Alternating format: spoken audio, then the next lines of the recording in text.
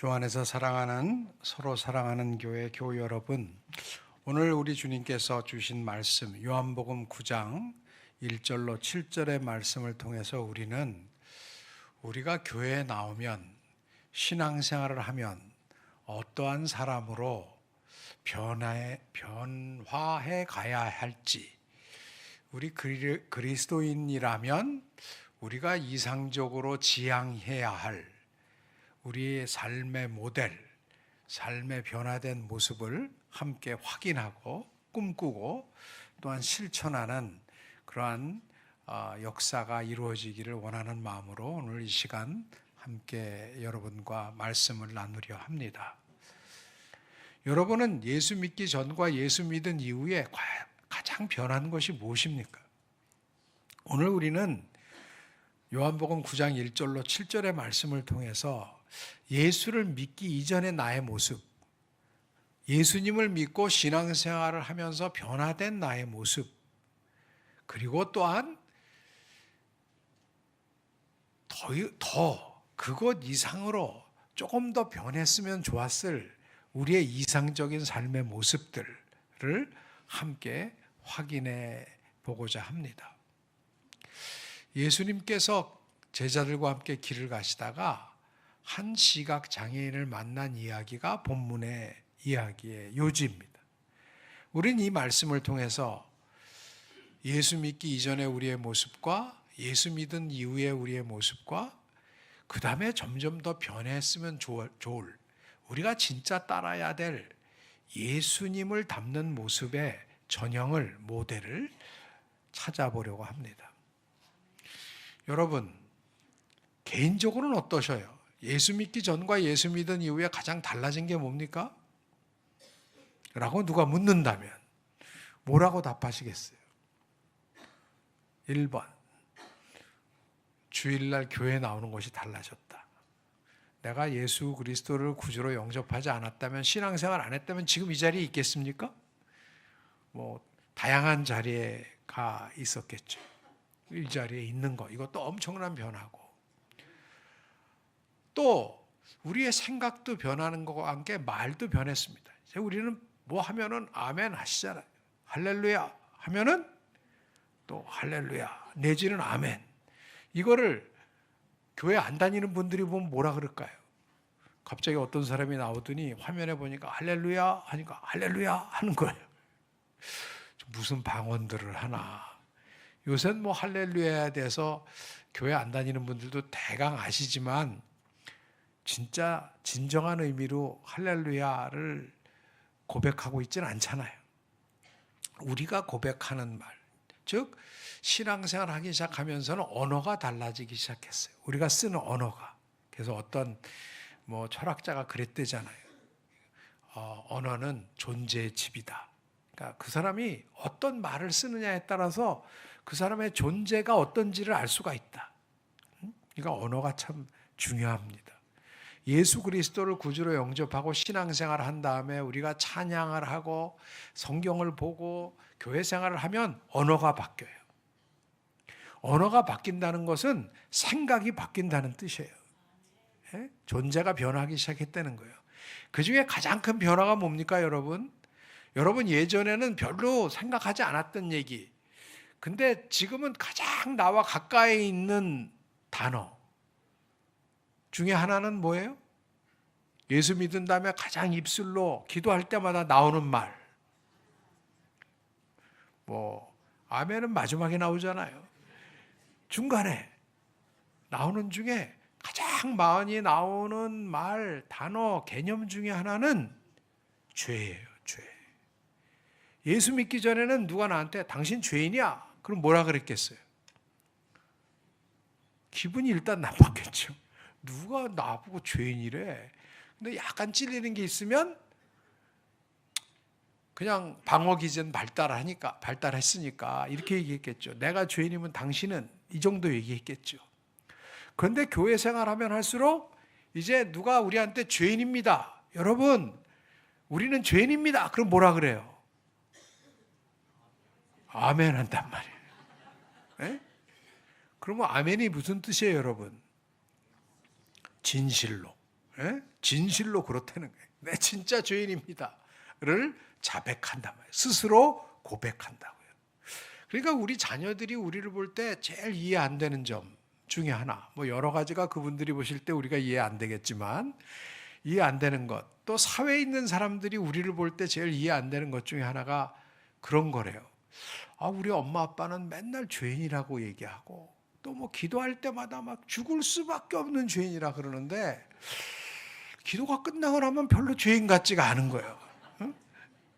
자기들을 막 지적질을 잘하는데 엄마 아빠는 별로 죄인 같은 그런 자태를 안 보이신단 말이에요. 세상 사람들이 볼 땐 더한 거예요. 저 사람들은 모여서 맨날 죄인이라 그러고 막 죽을 수밖에 없는 죄인이라 그러는데 절대로 죽질 않고, 그리고도 죄인이라고 기도하고 나서는 본인들을 죄인이라고 정체성을 규정하고 나서도 세상을 보고 훨씬 더 죄인이라 그러는 것 같고, 세상은 지적질을 잘하면서 본인들은 별로 변화하지 않는 집단, 그것이 한국 기독교회가 아닌가라는 인상들을 교회 바깥에 있는 분들은 많이 가지고 있지 않습니까? 죄인이라고 고백을 하는데 별로 죄인 같은 태도는 보이지 않는, 별로 겸손하지도 않고, 죄인이라고 하면서 기도를 할 때는 죽을 수밖에 없는 죄인이라 그랬지만 기도하고 나서는 너무 당당한 모습을 보이고 있는 우리, 이게 우리의 모순적인 삶이라고 이야기를 할 수 있을 것입니다. 어쨌든 죄에 대해서 민감해져요. 신앙생활을 하는 사람은 이 신앙생활을 시작한 다음에 제일 달라지는 건 죄를 알게 되는 거예요. 예전엔 당당했는데 이제는 죄인이라는 건 고백을 했어요. 그리고 더 성령 충만해지면, 더 신앙생활에 깊이 들어가면 성령께서 우리를 조명하시기 때문에, 우리의 눈을 더 맑게 하시기 때문에, 우리의 마음을 더 맑게 하시기 때문에 보이는 게 많아져요. 뭐가 보여요? 죄가 보인다 말이에요. 죄가. 그래서 이 세상에 일어난 일 중에 잘못된 것들의 뒤에 죄가 있다는 것을 알게 돼요. 이게 그냥 일어난 게 아니라 뭔가 죄가 있기 때문에 일어난 거다라는 걸 어렴풋이 또 때로는 분명하게 알게 돼요. 이 제자들의 상태가 바로 그런 거예요. 이 제자들이 예수님을 선생님이라고 모시면서 신앙생활을 이제 시작했잖아요. 수업을 시작했는데, 영적 수업을 시작했는데, 이들에게 진도가 나가기 시작했다는 걸 알 수 있는 것은 첫 번째, 질문을 하기 시작했다는 거예요. 이 수업 시간에 질문하는 학생은 뭔가 그래도 문제의식이 있는 거예요. 특별히 제자들이 질문을 했다. 이거는 신앙에 눈이 띄게 된 거예요. 제자들이 보니까 이 시각장애인을 한두 번 본 게 아니라는 걸 알 수 있어요. 왜? 날 때부터 시각장애인이라는 걸 알았을 정도로 그 시각장애인에 대해서 알고 있는 정보가 많았어요. 그렇지만 요한복음 9장 이르기 전까지는 질문이 없었어요. 무슨 얘기냐? 그냥 아마 추측건데 지나가면서 이렇게 시끄러워, 이렇게 귀찮게 해 라고 하다가, 또 어떤 때는 조금 양심이 작동하면, 도덕심이 작동하면 저 사람 어쩌다 저렇게 어렵게 살게 됐지? 이 정도의 치근함을 느꼈을 거예요. 그런데 이 순간 요한복음 9장에 이르러서 그들의 영이 띄었기 때문에 이제 그가 보이기 시작한 거예요. 그의 존재가, 그 의미가 보이기 시작했고, 그러니까 질문을 하는 거예요. 질문은 매우 중요한 겁니다. 또 질문의 내용이 중요해요. 질문의 내용이, 예수님, 저 사람 어쩌다 저렇게 불쌍하게 살게 됐어요? 라고 물은 게 아니라 매우 신앙적이고 신학적인 질문을 했어요. 예수님, 저 사람이 날 때부터 앞을 못 보면서 저렇게 삶의 무거운 짐을 지고 살아가게 된 것, 저거 누구의 죄 때문입니까? 누구의 죄 때문입니까?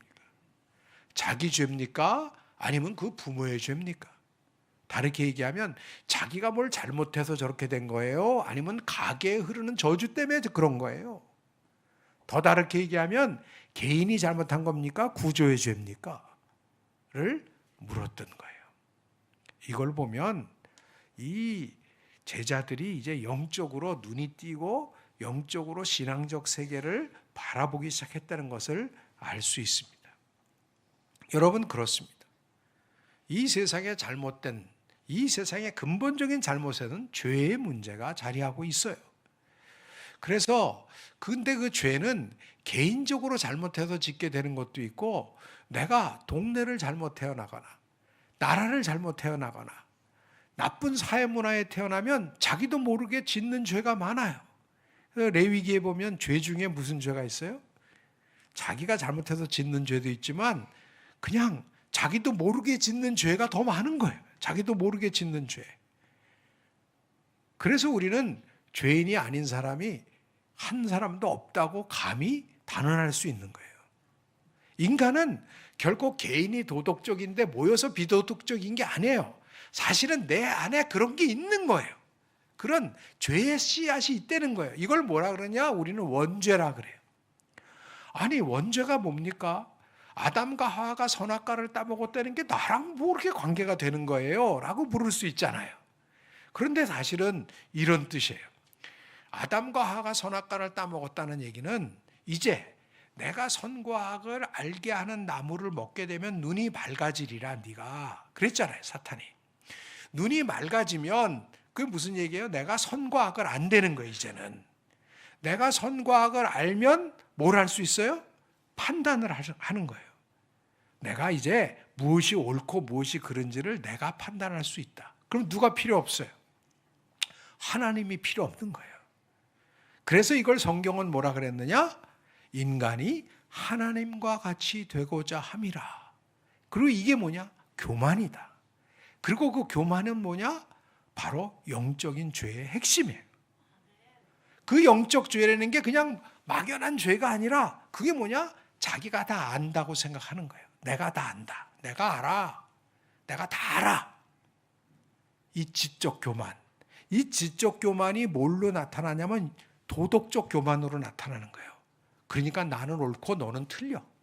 왜? 내가 알거든. 넌 틀려. 라고 도덕적 판단을 하는 거. 절대적으로 자기는 옳다고 생각하는 거. 이게 도덕적 교만이에요.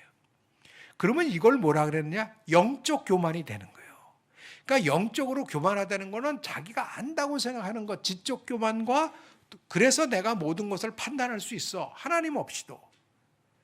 그런 도덕적 판단에 자기가 심판자가 되는 것, 이게 바로 영적 교만의 핵심입니다. 여러분, 그래서 예수님이 바리새인들을 그렇게 경계하신 거예요. 바리새인들을 요새 말로 따지면은 얼마나 그 경건한 사람들입니까?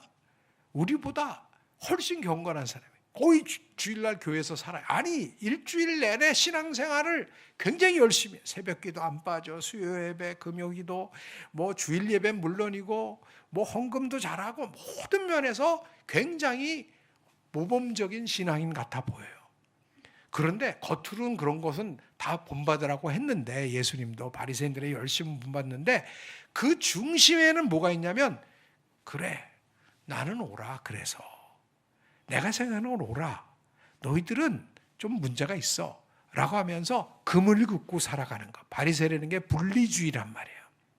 이렇게 금을 긋는 것, 분리하려고 하고 자기는 옳다고 생각하는 것, 이것이 바로 예수님 보실 때 가장 큰 문제라는 거예요. 신앙은 뭐냐? 자기가 죄인임을 인정해야 되는 거예요. 그리고 하나님 앞에 겸손해야 되는데 겸손하지가 않아요. 교만하다는 게 겸손의 반대잖아요. 이걸 예수님은 제일 문제 삼으셨어요. 야, 그러니까 너희들 바리새인들의 열심은 본받지만 바리새인들의 누룩을 조심해라. 그 누룩이 뭡니까? 바로 문화예요. 바리새인들의 문화. 굉장히 신앙적인 사람들이 겸손하지 않고 교만한 것, 자기가 다 안다고 생각하는 것, 자기가 다 깨끗하다고 생각하는 것, 나는 옳다고 생각하는 것, 이게 자기 중심성, 이게 죄의 핵심이라는 거예요. 그런 사람들이 복수로 모이기 시작하면 매우 위험한 거예요. 왜 세상이 요새 기독교를 비판하느냐? 왜 세상이 교회에 대해서 뭐라고 경계를 하느냐? 무서운 거예요. 교회가 마치 그런 사람들로 보이는 거예요. 자기들만이 옳다고, 자기들만이 깨끗하다고 생각하고 세상은 더럽다고 생각하는 것 같이 그런 사람들이 모인 집단, 그런 사람들은 엄청난 일을 할 수 있을 것 같아요. 무슨 일? 십자군 전쟁. 그런 마음으로 일으켜서 잘못된 게 십자군 전쟁인 거예요. 아직도 그런 생각을 하는 신앙인들 같은 종교인들이 교회 안에 많이 있습니다. 죄라는 건 무서운 거예요. 자기가 죄인이라 그러면서 죄를 인정하지 않으면서 더 큰 죄를 짓게 만드는, 그게 바로 바리새의 문화입니다. 제자들은 이런 죄에 대해서 좀 눈이 뜬 거예요. 그래서 이 시각장애인이 이렇게 삶의 무거움을 지고 살아가는 것을 보고 우연이라고 생각 아니하고 예수님께, 예수님, 저 사람이 저렇게 삶의 무거운 무게를 지고 살아가는 것, 저거 죄 때문이죠? 근데 누구의 죄 때문입니까? 자기가 잘못한 겁니까? 아니면 그 부모가 뭔가 잘못해서입니까? 를 물었던 거예요. 그때 예수님의 답은 동문서답 같은 답을 하세요. 예수께서 대답하시되 이 사람이나 그 부모의 죄로 인한 것이 아니라 그에게서 하나님이 하시는 일을 나타내고자 하심이라. 여러분, 이건 뭡니까? 예수님은 지금 핵심을 죄에다 두질 않으셨어요. 뭔가 달라지고 있어요. 죄가 중요한 건 사실이에요. 그런데 죄보다 더 큰 게 있다는 것을 때로 우리가 잊을 수가 있어요. 신앙생활 하면서. 너무 죄를 인식하게 되면요, 죄가 무섭기 때문에 아무것도 못해요. 노래 잘하던 사람이 갑자기 성령 세례 받고 막 은혜 충만한 다음에 기도원 갔다 온 다음에 노래를 못 하겠대요. 막 글 잘 쓰던 사람들이 절필을 해요. 영화 잘 만드는 감독이 영화를 못 만들겠대요. 왜? 자꾸 죄를 짓는 것 같아서. 자꾸. 제가 아는 영화 감독 한 사람이 젊은 영화 감독을 좋은 영화 만들려고 기독 영화인상 시상을 했더니 어느 날 몇 년 지나서 만나서 요새 무슨 영화 만들어요? 그랬대요. 목사님, 요새 영화를 못 만들겠어요. 왜요? 너무 불온한 상상력이 너무 생각이 나기, 죄 짓는 것 같아서 못 하겠어요. 왜? 영화를 만들려니까 예컨대 좋은 사람, 나쁜 사람 싸우는 영화를 만들잖아요. 그러면 여러분, 누가 매력적이에요? 처음부터 좋은 사람이 너무 압도적이야.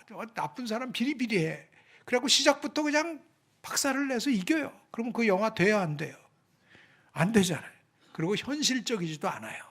현실에 악한 사람들이 훨씬 더 매력적으로 보이고, 심지어 그 악한 사람들 편이 막 몰입될 만큼 악한 사람들이 막 잘 돼요. 그러잖아요. 세상도 그런 일이 많잖아요.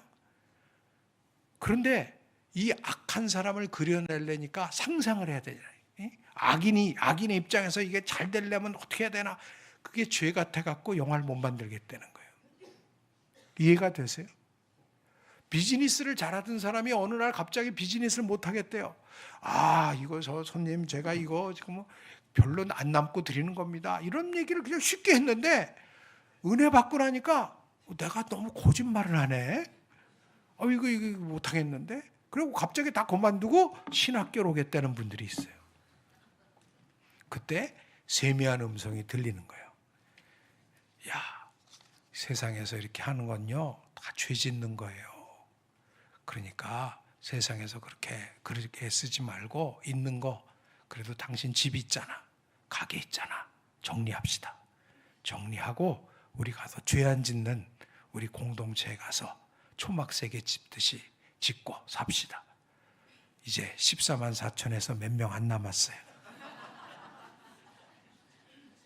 이게 이단 사이비들의 초청이에요. 유혹이에요. 이단 사이비들은 결코 신앙 없는 사람들을 접근 안 해요. 이 2단계, 두 번째 단계에 있는 사람들, 이 죄를 알기 시작하고 죄가 무섭다는 것을, 죄에 대해서 인식을 하기 시작한 사람들을 공략하는 거예요. 2단계에 머물면 신앙인들이 사회에서 일을 못하는 거예요. 죄 안 짓기 위해서 그냥 급급해서 사는 거예요. 이단에게 시달리며 사는 거예요. 그래서 예수님이 얘기하시는 거예요. 야, 정신 차려라. 너희들의 눈에 지금 저 시각장애인이 보인 것은 누구의 죄냐는 것을 판단하라고 보여주신 게 아니야. 그를 통해서 나타내기를 원하시는 하나님의 일이 있기 때문이야. 그리고 그의 눈에 진흙을 바르시고 가서 씻으니 그의 눈이 맑아졌더라. 여러분, 이 결정적인 차이는 어디에 있어요? 결정적인 차이는 이 제자들의 이 당시의 영적 상태는 죄가 큰 거예요. 죄를 뭔지도 모르다가 이제 죄를 알게 됐어. 야, 이 죄가 무서운 거로구나 하는 걸 알게 된 거예요. 그런데 예수님은 죄보다 뭐가 더 큰 걸 보여주시는 거예요. 죄가 많은 곳에 뭐가 많대요, 여러분? 은혜가 많대잖아요. 제가 옛날에는 좀 잘못 몰라갖고 한때는 그렇게 생각했어요. 은혜를 많이 알려면 죄를 많이 져야 되나 보다. 근데 그 뜻이 아니에요. 죄가 아무리 많아 보여도 그 죄를 이길 은혜가 크다는 거예요.